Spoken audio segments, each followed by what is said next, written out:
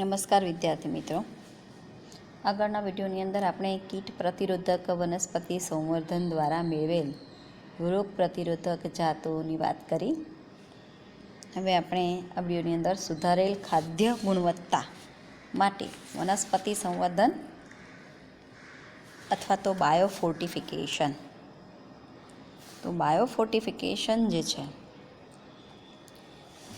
એની વાત કરતાં પહેલાં આપણે થોડી વાત કરી લઈએ કે વિશ્વમાં લગભગ 840 લાખ એટલે કે 840 મિલિયનથી પણ વધુ લોકો જે છે એને તેમના દૈનિક ખાદ્ય તથા પોષણ સંબંધિત જરૂરિયાતોની પૂર્તિ માટે પર્યાપ્ત માત્રામાં ખોરાક પ્રાપ્ત થતો નથી. એટલે કે એવું કહી શકાય કે 3 કરોડ લોકો લઘુ પોષક તત્વો, પ્રોટીન, વિટામિનની ઉણપ જે છે એ સહન કરે છે અને ભૂખમરા જે છે એ ભૂખમરાનો શિકાર બન્યા છે. કારણ કે તેઓ જે ખોરાક પ્રાપ્ત કરે છે એમાં જે શાકભાજી છે, કઠોળ છે, માછલી અને માંસ, આ બધાની ખરીદી જે છે એમને પરવડતી નથી. એવો ખોરાક કે જેમાં આવશ્યક લઘુ પોષક તત્વો જેવા કે આયર્ન, એફી, વિટામિન, ઝીંક, આયોડીન વગેરે જે છે એનો અભાવ હોય છે ખોરાકની અંદર, અને પરિણામે તેઓને રોગ થવાનું જોખમ વધી જાય છે. અને એના કારણે આવા પોષક તત્વો જેમ કે આયોડીન છે, વિટામિન એ છે, ઝીંક વગેરેના અભાવને કારણે માનસિક મંદતા અને જીવનકાળ ટૂંકો થઈ જાય છે. એટલે કે એમનો જીવનકાળ ઘટી જાય છે, એમને માનસિક ક્ષમતા જે છે એ પણ ઘટી જાય છે. તો બાયોફોર્ટિફિકેશન જે છે એ બાયોફોર્ટિફિકેશન આ માટે એક રક્ષણાત્મક કાર્ય કરે છે. લોકોની તંદુરસ્તી જે છે એ સુધારવા માટે સંવર્ધિત પાકોની અંદર વિપુલ માત્રામાં વિટામિન્સ અને ખનિજ તત્વો જે છે એ ખનિજ તત્વો તેમજ સ્વાસ્થ્યવર્ધક પ્રોટીન વધારી શકાય છે. એટલે બાયોફોર્ટિફિકેશન એટલે શું? તો કે કોઈપણ દ્રવ્યને બમણું કરવું, વધારવું. બાયોફોર્ટિફિકેશન એટલે કે લોકોની તંદુરસ્તી સુધારવા માટે સંવર્ધિત પાકોની અંદર વિપુલ માત્રામાં વિટામિન્સ અને ખનિજ તત્વો તેમજ સ્વાસ્થ્યવર્ધક પ્રોટીન જે છે એનું પ્રમાણ વધારવું. તો બાયોફોર્ટિફિકેશન દ્વારા લોકોની તંદુરસ્તી સુધારવા માટે ગુણવત્તાયુક્ત પ્રોટીન, તેલ, વિટામિન, ખનિજ તત્વોનું પ્રમાણ બમણું અથવા તો વધારી શકાયું છે. તો બાયોફોર્ટિફિકેશન એ કશું જ નથી. બાયોફોર્ટિફિકેશનની મદદથી લોકોની તંદુરસ્તી સુધારવા માટે ગુણવત્તાયુક્ત ખોરાક કે જેની અંદર પ્રોટીન, તેલ, વિટામિન અને ખનિજ તત્વો જે છે એનું પ્રમાણ બમણું અથવા વધારી શકાયું છે. બાયોફોર્ટિફિકેશનની સિદ્ધિઓ, તો કે ભાઈ બાયોફોર્ટિફિકેશન દ્વારા આપણે કઈ કઈ સિદ્ધિઓને પ્રાપ્ત કરી શક્યા છીએ? તો બાયોફોર્ટિફિકેશનની મદદથી વર્ષ 2000માં આપણે મકાઈ જે છે એ મકાઈની અંદર લાઇસીન અને ટ્રિપ્ટોફેન નામના એમિનો એસિડ જે છે એ બમણા કરી શક્યા છીએ. અને આ એમિનો એસિડ જે છે એ જોડાઈને તમને ખબર જ છે કે પ્રોટીન બને છે. તો આવો પ્રોટીનસભર ખોરાક જે છે એ મકાઈની અંદરથી પ્રાપ્ત કરી શક્યા છીએ. બીજું, ઘઉંની એટલાસ 66 જાત જે છે એની અંદર ઉચ્ચ પ્રોટીનયુક્ત જનીન અને અન્ય ઘઉંની જાતમાં તે દાતા તરીકે ઉપયોગી છે. તો ઘઉંની જાત કે જેની અંદર ખૂબ જ ઉચ્ચ પ્રમાણમાં પ્રોટીન મેળવી શકાયું છે એ બાયોફોર્ટિફિકેશનની મદદથી જ મેળવી શકાયું છે. અને ઘઉંની એટલાસ 66 જાત કે જેની અંદર પ્રોટીન ભરપૂર માત્રામાં હોય છે. ચોખાની અંદર 5 ગણું આયર્ન ધરાવતી જાત પણ વિકસાવાય છે. એ ચોખાની એવી જાત કે જેની અંદર આયર્નનું પ્રમાણ 5 ગણું કરાયું છે બાયોફોર્ટિફિકેશનની મદદથી.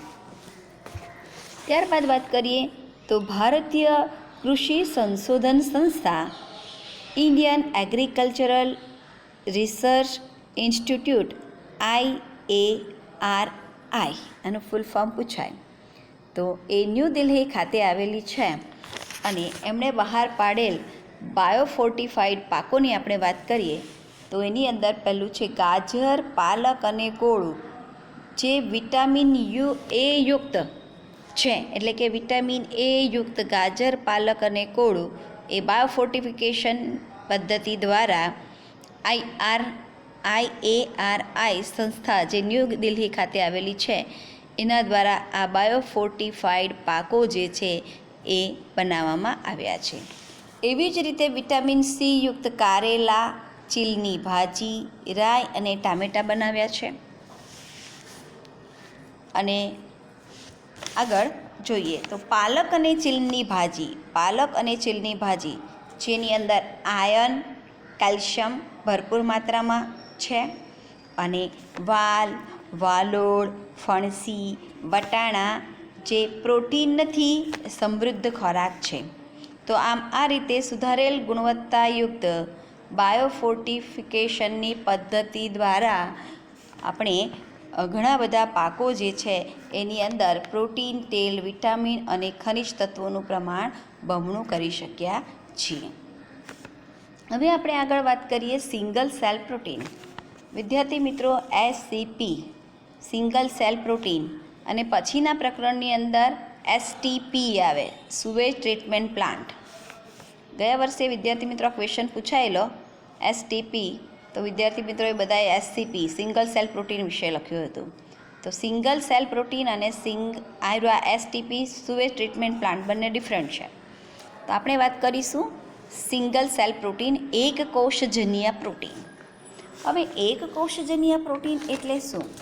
તો કે ભાઈ એક કોષજન્ય પ્રોટીન એટલે કે એક જ ખોરાક અને તેમાંથી બધા જ તત્વો જેમ કે પ્રોટીન, મેદ એટલે ચરબી, કાર્બોદિત વગેરે પ્રાપ્ત થાય એટલે એને સિંગલ સેલ પ્રોટીન તરીકે ઓળખવામાં આવે છે. સિંગલ સેલ પ્રોટીનનો અર્થ એવો પણ કરી શકાય એવા પ્રોટીન કે જેમાંથી ખનિજ, મેદ, કાર્બોદિત, વિટામિન બધું જ મળે.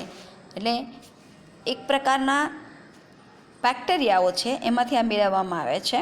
તો કે એવા પ્રોટીન કે એની અંદરથી બધા જ પોષક તત્વો પ્રાપ્ત થાય એટલે એને સિંગલ સેલ પ્રોટીન તરીકે ઓળખવામાં આવે છે. હવે આપણા પારંપરિક આપણી જે કૃષિ ઉત્પાદન પદ્ધતિ જે છે એની મદદથી આપણે જે કંઈ પાકો ઉત્પાદન કરીએ છીએ તો એ પાક ઉત્પાદન જે છે એ આપણી વધતી જનસંખ્યાની માંગને પૂરી કરી શકે તેમ નથી. એટલે આપણી જનસંખ્યા વધે છે અને એના કારણે એની જરૂરિયાત પૂરી કરી શકાતી નથી. હવે જો આપણે શાકાહારથી માંસાહારમાં પરિવર્તન કરી નાખીએ તો પણ ધાન્યની માંગ જે છે એને પહોંચી વળી શકાય તેમ નથી. કારણ કે જો શાકાહારી માંસાહારી બની જાય તો પણ 1 કિલોગ્રામ માંસનું સંવર્ધન કરવા માટે 3 થી 10 કિલોગ્રામ અનાજ જોઈએ.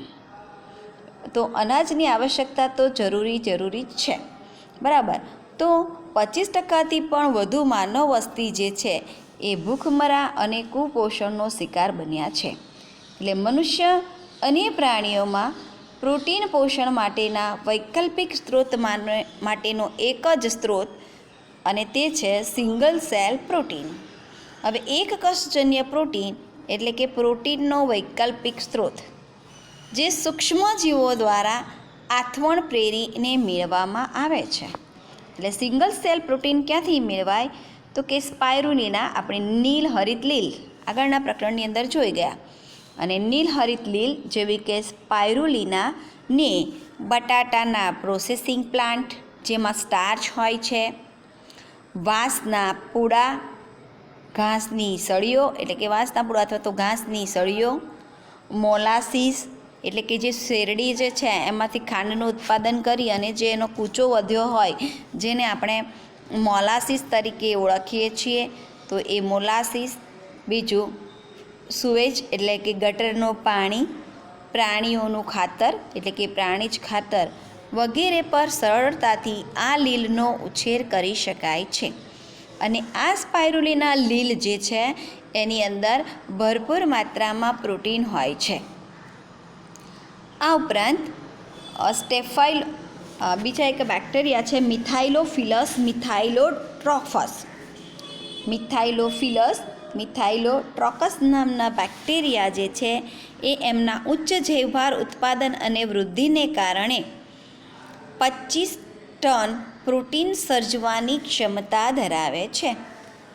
એટલે આ જે મિથાઇલોટ્રોકસ બેક્ટેરિયા જે છે એની અંદર ઉચ્ચ જૈવભાર ઉત્પાદન અને એમની જે વૃદ્ધિ છે એના કારણે 25 ટન, અહીંયા 25 ટન આવશે, 250 ટન નહીં, 25 ટન પ્રોટીન જે છે એ 25 ટન પ્રોટીન ઉત્પન્ન કરવાની ક્ષમતા ધરાવે છે. હવે આપણને ખબર છે કેટલાક લોકો મશરૂમનો ખોરાક તરીકે ઉપયોગ કરે છે. તો બિલાડીનો ટોપ જે આપણે મશરૂમ તરીકે ઓળખીએ છીએ, તો ઘણા લોકો મશરૂમને પણ આહારમાં ઉપયોગમાં લે છે અને મોટા પાયે તેના ઔદ્યોગિક ઉત્પાદન જે છે એ ઉત્પાદન આ સિંગલ સેલ પ્રોટીન દ્વારા કરવામાં આવે છે. એટલે આમ સૂક્ષ્મજીવોમાંથી મળતો આહાર પ્રોટીન, ખનિજ, મેદ, વિટામિનની ગરજ સારે છે અને પ્રદૂષણને પણ ઘટાડે છે. એટલે સિંગલ સેલ પ્રોટીન જે છે એ પ્રોટીનની અંદર પ્રોટીન ઉપરાંત ખનિજ હોય, મેદ હોય, કાર્બોદિત હોય અને વિટામિન, આ બધા જ પોષક તત્વો એક જ ખોરાકમાંથી આપણને પ્રાપ્ત થાય છે. અને બીજું કે પ્રદૂષણને પણ ઘટાડે છે, કારણ કે અહીં આપણે જોયું ને કે ભાઈ એ બટાટા જે છે એ બટાટા, ત્યાર પછી વાંસના પૂડા એટલે કે ઘાસની સળીઓ, શેરડીનો કૂચો જેને મોલાસીસ કહીએ છીએ, સુવેજનું પાણી, પ્રાણીઓનું ખાતર, તો આ બધામાં આ બધા ઉપર આપણે આ સ્પાયરુલિના નીલહરિત લીલનો ઉછેર કરીને એમાંથી આ પ્રોટીન મેળવી શકીએ છીએ, સિંગલ સેલ પ્રોટીન. એટલે આમ પ્રદૂષણને પણ એ ઘટાડવામાં મદદરૂપ થાય છે. તો આ વાત થઈ સિંગલ સેલ પ્રોટીનની. હવે આગળ આપણે જોઈએ પેશી સંવર્ધન.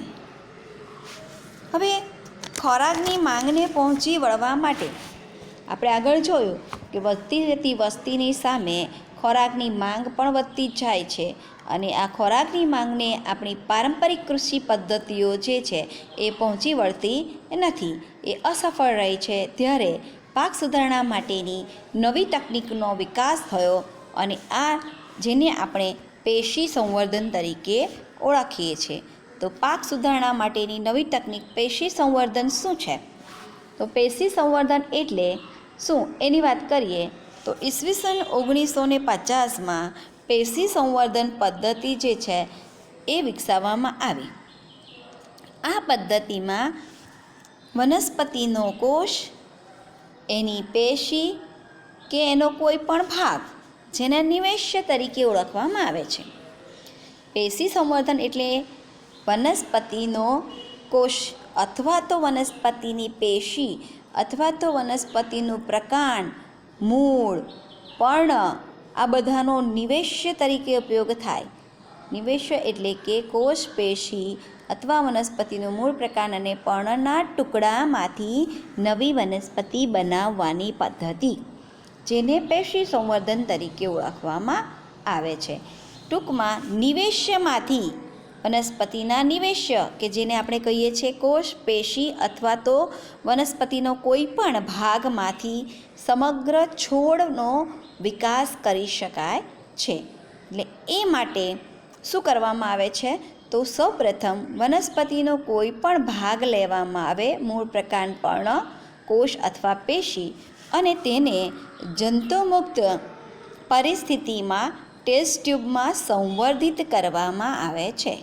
એટલે કે લેબની અંદર, ટેસ્ટ ટ્યુબની અંદર એ વનસ્પતિનો મૂળ, પ્રકાંડ કે પર્ણનો ટુકડો જે છે, સમજી લો કે આ પ્રકાંડનો ટુકડો છે, તો એ પ્રકાંડના ટુકડાને આ સંવર્ધિત માધ્યમ જે છે એની અંદર આપણે આ પ્રકાંડનો ટુકડો જે છે એ મૂકી દીધો અને એમાંથી આપણે સંપૂર્ણ છોડ વિકસાવી શકીએ છીએ.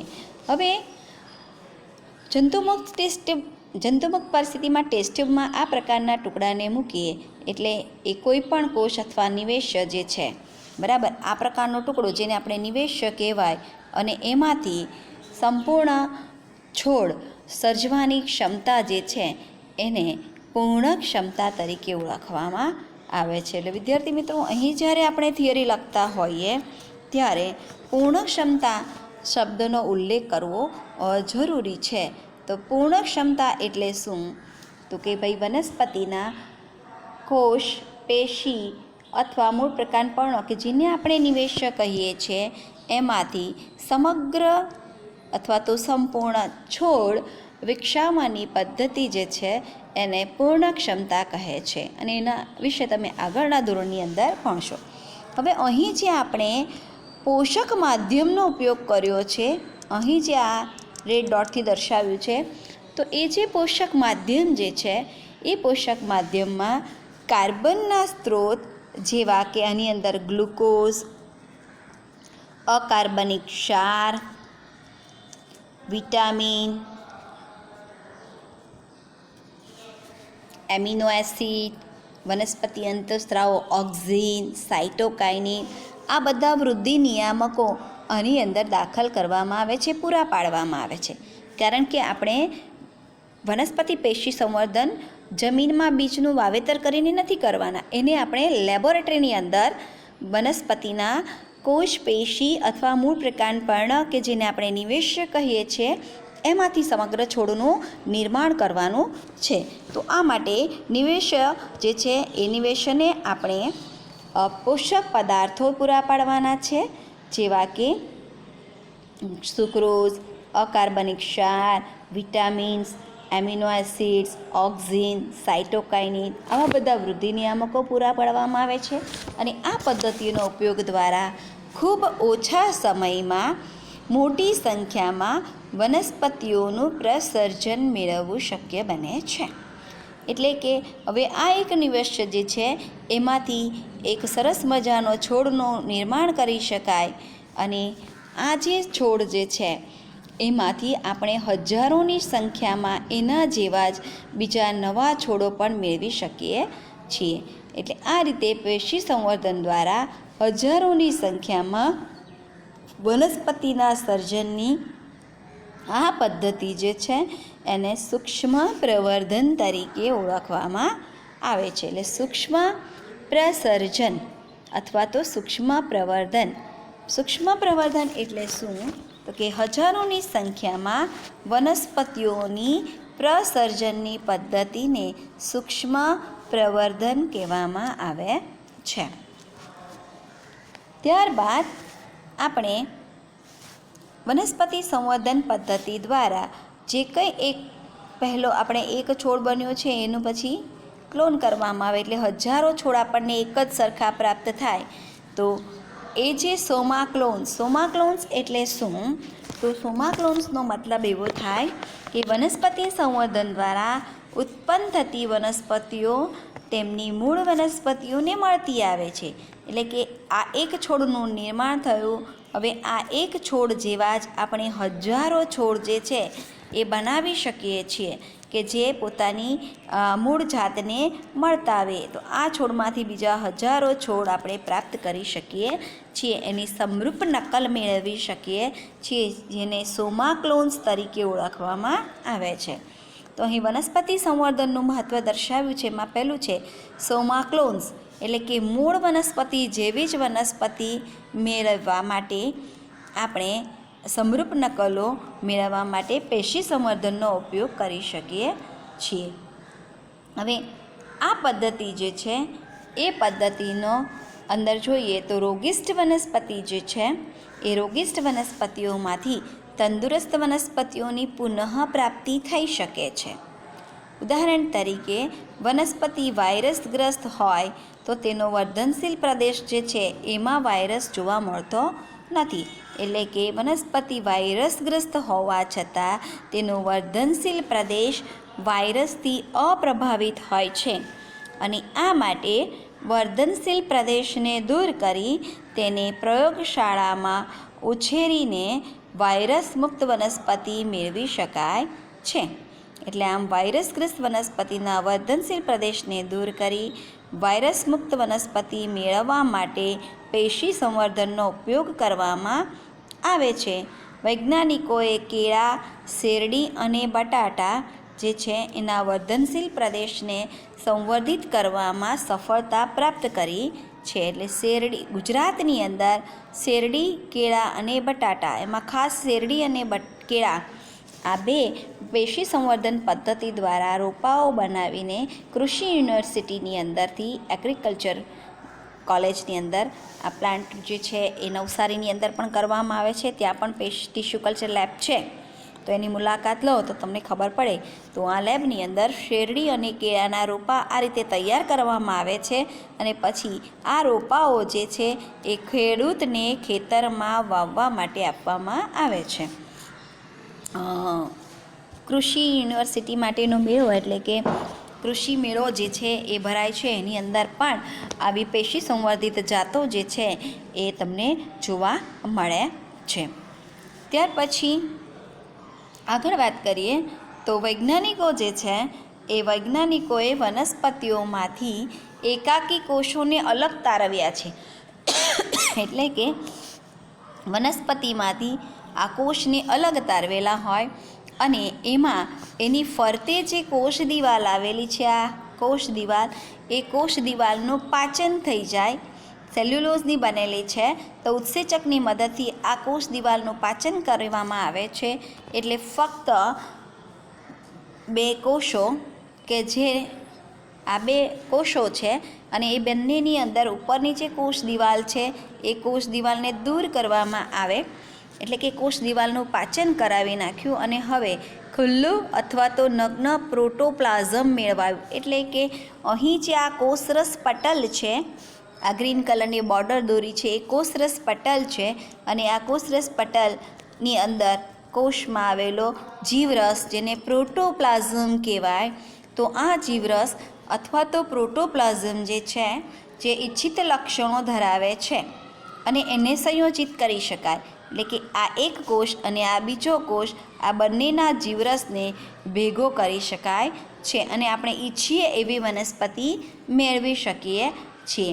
તો આમ બે ઇચ્છિત લક્ષણો ધરાવતી વનસ્પતિઓના કોષના જીવરસને ભેગો કરીને આપણે ઈચ્છીએ તેવી નવી વનસ્પતિનું સર્જન કરી શકીએ છીએ. તો આવી જાતો જે છે એને દૈહિક સંકરણ જાત અથવા તો દૈહિક સંકરણ પદ્ધતિ તરીકે ઓળખવામાં આવે છે. એટલે આમ એક કોષ અને બીજો કોષ બંનેના જીવરસને ભેગો કરવાની પદ્ધતિ તેને દૈહિક સંકર કહેવાય, દૈહિક સંકરણ તરીકે ઓળખવામાં આવે છે. ઉદાહરણ તરીકે આપણે લઈ લઈએ કે ભાઈ આ કોષ જે છે એ ટામેટાનો કોષ છે અને આ કોષ જે છે એ બટાટાનો કોષ છે.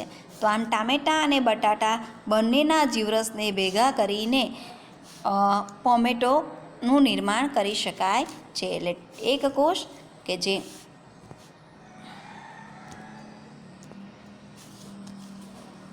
આ એક ટામેટાનો કોષ અને એક આ બટાટાનો કોષ બંનેના જીવરસને ભેગો કરી અને જે મેળવ્યા છે તેને ટોમેટો તરીકે ઓળખવામાં આવે છે.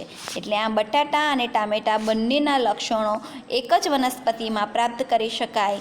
બંને બટાટાનો સ્વાદ પણ આવે ને ટામેટાનો પણ સ્વાદ આવે, એટલે એને ટોમેટો તરીકે ઓળખવામાં આવે છે. પરંતુ દુર્ભાગ્યવશ આ વનસ્પતિમાં વ્યવસાયિક ઉપયોગ માટે ઇચ્છિત લક્ષણોનો સમન્વય સાધી શકાયો નથી. ને પેશી સંવર્ધન જે છે એ પેશી સંવર્ધનની મદદથી આપણે ઈચ્છીએ તેવી વનસ્પતિઓ પ્રાપ્ત કરી શકીએ છીએ. તો વિદ્યાર્થી મિત્રો, આ પેશી સંવર્ધન પદ્ધતિ ગઈ વખતે બોર્ડની અંદર આ પેશી સંવર્ધન પદ્ધતિ વિશે પૂછાયું હતું. તો એની અંદર 3 માર્કની અંદર ક્વેશ્ચન હતો. તો એની અંદર ખાસ કરીને તમારે કેટલા મુદ્દાઓ આવરી લેવાના છે. પહેલો પેરેગ્રાફ કે જે પેશી સંવર્ધન જે છે એનું નિવેશ્ય, પૂર્ણ ક્ષમતા અને સૂક્ષ્મ પ્રસર્જન, આ મુદ્દાઓનો ઉલ્લેખ ખાસ કરવો જરૂરી છે. સોમાક્લોન્સ શું છે એનો પણ ઉલ્લેખ કરવો જરૂરી છે. અને ત્યાર પછી દૈહિક સંકર જે જાત છે એનો પણ ઉલ્લેખ કરવો જરૂરી છે. ટૂંકમાં પેશી સંવર્ધન પદ્ધતિની મદદથી મૂળ વનસ્પતિ જેવી જ વનસ્પતિ આપણે મેળવી શકીએ છીએ, કે આપણે ઈચ્છીએ તેવી લક્ષણો ધરાવતી વનસ્પતિ પ્રાપ્ત કરી શકીએ છીએ. અને આ રીતે પેશી સંવર્ધન પદ્ધતિ એ પ્રયોગશાળાની અંદર એના રોપાઓ બનાવવામાં આવે છે, છોડો બનાવવામાં આવે છે અને ત્યારબાદ ખેડૂતોને એનું વિતરણ કરવામાં આવે છે. તો વિદ્યાર્થી મિત્રો, અહીં આપણું આ પ્રકરણ જે છે એ 9મું પ્રકરણ ખાદ્ય ઉત્પાદનમાં ઉન્નતીકરણ માટેની કાર્ય પદ્ધતિ પૂર્ણ થાય છે. આ પ્રકરણની અંદર ખાદ્ય ઉત્પાદનમાં ઉન્નતીકરણમાં આપણે પશુપાલન, ડેરી વ્યવસાય, મત્સ્ય ઉછેર, મધમાખી ઉછેર, પ્રાણી સંવર્ધન અને એની પદ્ધતિઓ જોઈ, વનસ્પતિ સંવર્ધન વિશે વાત કરી અને વનસ્પતિ સંવર્ધન દ્વારા જનીનિક ભિન્નતા ધરાવતી પાક સંવર્ધિત જાત મેળવવાના તબક્કાઓ. આ પ્રકરણની અંદર જો વારંવાર પ્રશ્ન પૂછાતો હોય તો એ પ્રશ્નોની આપણે ચર્ચા કરી લઈએ.